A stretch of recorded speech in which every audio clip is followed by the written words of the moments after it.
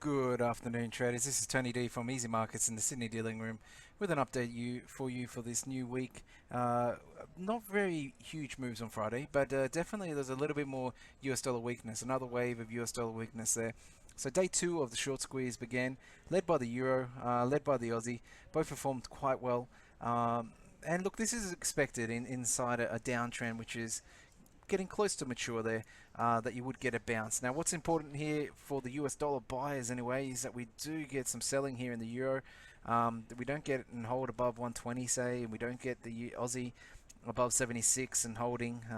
You need to see some rejections and some encouragement to get the sellers back into the market, because stability is the enemy of trends generally, and you don't want that when you have relatively low levels that can open up the door for a potential next move being higher or lower in this particular instance. Still, the burden of proof is definitely on the US dollar sellers out there, so those who are going to be buying above 120 have to have pretty strong conviction if we get there that the market isn't going to turn down.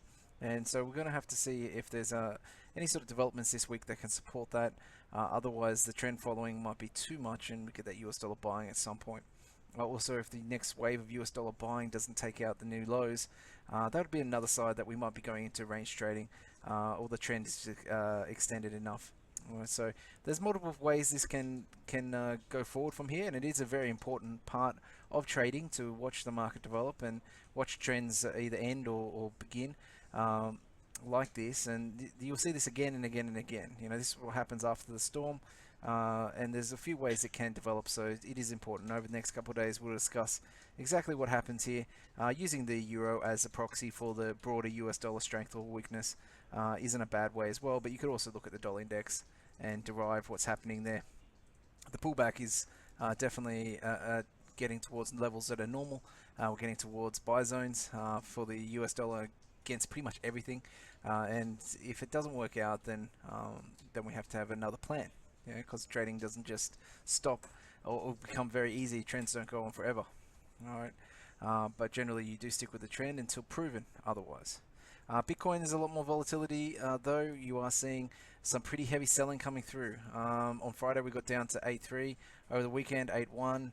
Did rally over on Sunday though, and we opened up today at around about 8.7, but the selling has come through again. We're down at 8.3. This is getting pretty relentless in terms of the negativity feel about it, and there is some speculation a break of 8,200 would be important for traders and the trend in general, and could open a bigger pullback in the bigger picture. So we are looking at it now as an important time in the Bitcoin market. And for those who are looking for a little bit more Bitcoin information, we do have a crypto analyst here that can help you out, and if you are trading with us, you will get daily research from him that can assist you with the levels and also the price action, and sort of the best way to approach the crypto market, because it is different to some of the more mainstream markets and it is very new. If you are looking for main stories this week, the RBA does have the RBA minutes, not much there.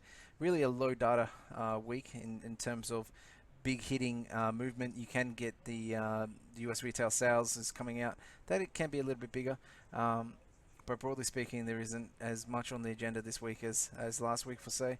So we're going to see a little bit more of a see how the market holds up by itself rather than being pushed and pulled, and see what the general flow is happening currently.